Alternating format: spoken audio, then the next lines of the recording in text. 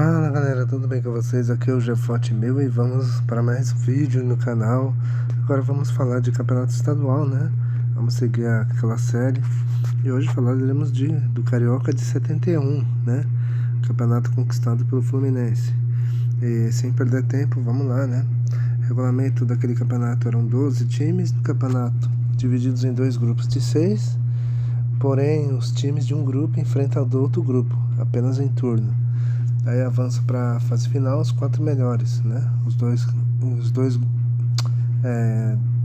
4 melhores de cada grupo.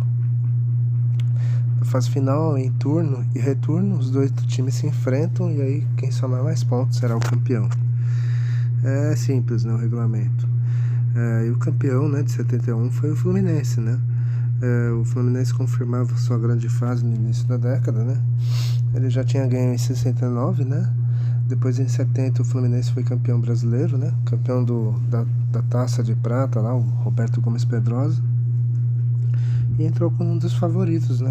No campeonato estadual, ao lado do Botafogo, né? Só que, assim, a mídia dava mais ênfase ao time do General Severiano, né?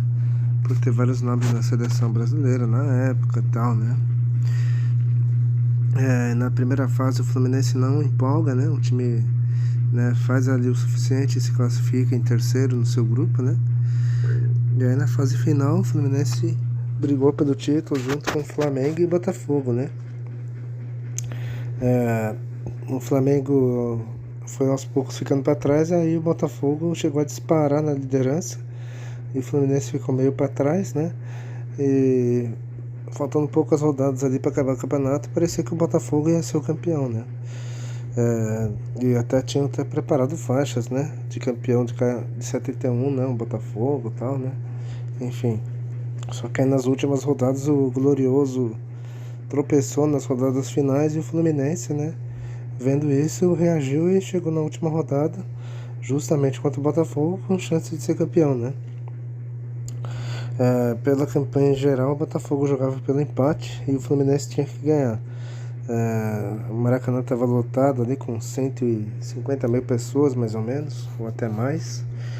E foi um jogo pegado, foi um jogo tenso, né? O clássico vovô, né? Foi tenso, né? Os dois times perdendo chance e tal. E em algum momento também mostrando medo, né? De avançar e ir pra frente e fazer um gol, que aí acaba com tudo, né? Mas aí, né? E quando tudo parecia que ia ficar empatado, aos 42 do segundo tempo, sai o gol do título para o Fluminense, né? Numa lança ali cruzada, né, numa falta cobrada, né? O Lula marca de cabeça, né? E os botafoguenses reclamam da falta de Flávio no goleiro Ibirajara, né? Que teria atrapalhado o Ibirajara, né? E o juiz deveria ter marcado falta, né? Só que aí o juiz José Marçal confirmou o gol tricolor, né?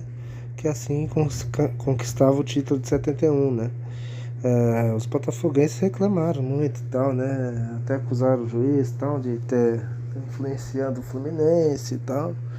Só que não adiantou nada, né? O Botafogo que não teve competência mesmo em ser campeão, né? Porque ele estava ali na disparada e vacilou nas rodadas finais e o Fluminense, que não tinha nada a ver com isso, cresceu nas últimas rodadas e bateu o próprio Botafogo para ser campeão, né?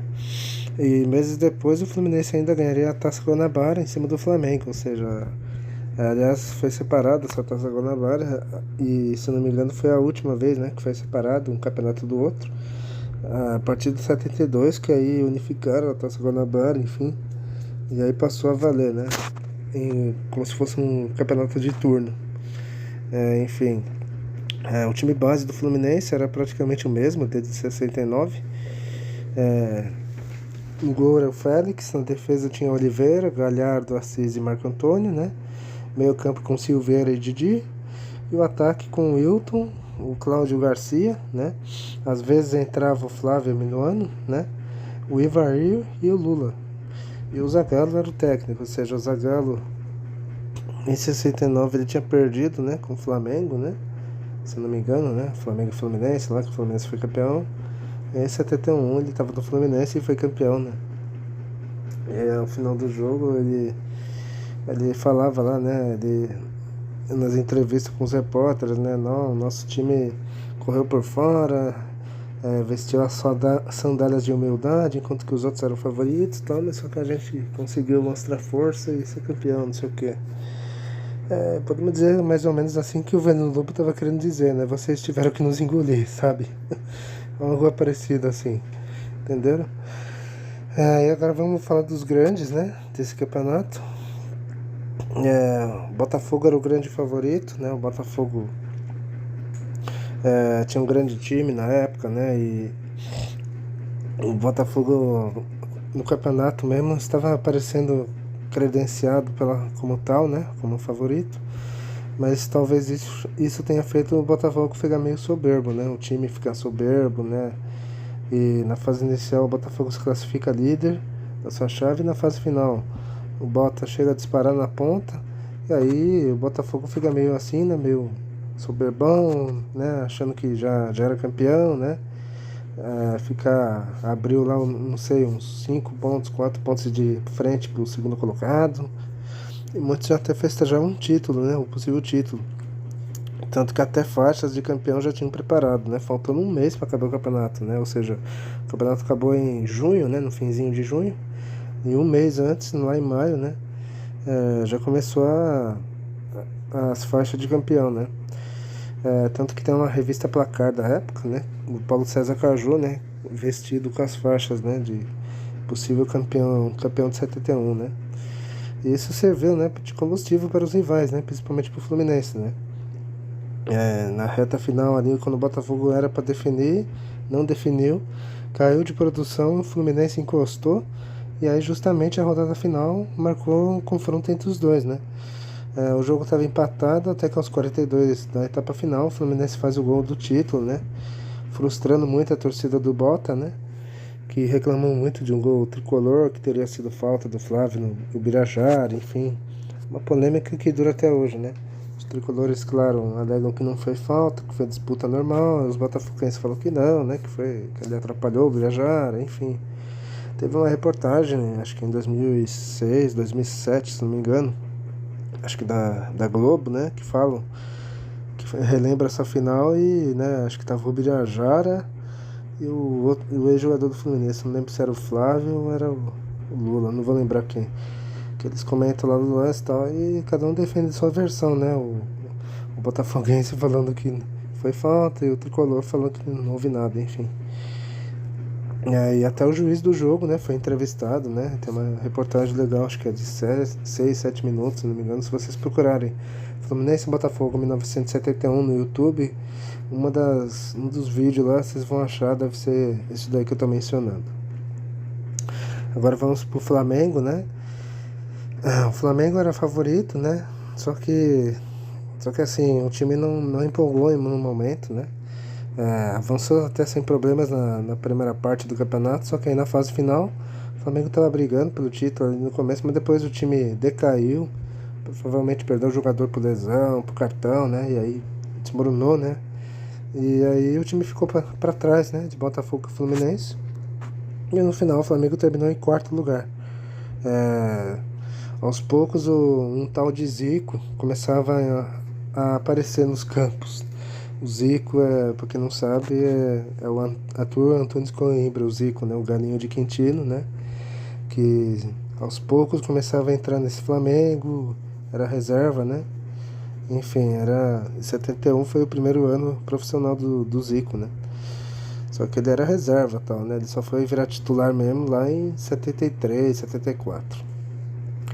Agora vamos falar do Vasco, né? O Cruz Maltino, que era o atual campeão, fez uma campanha fraca no campeonato, né? Na primeira fase o Vasco avançou sem empolgar, né? Tipo, avançou ali meio sem demonstrar que brigaria pelo título, né? Na reta final o time fez uma campanha ridícula, né? Dos 8 ali que disputaram, o Vasco foi o vice-lanterna, só venceu 3 jogos em 14, né? Disputados. Quer dizer, uma campanha muito fraca, e o Vasco não foi bem, né?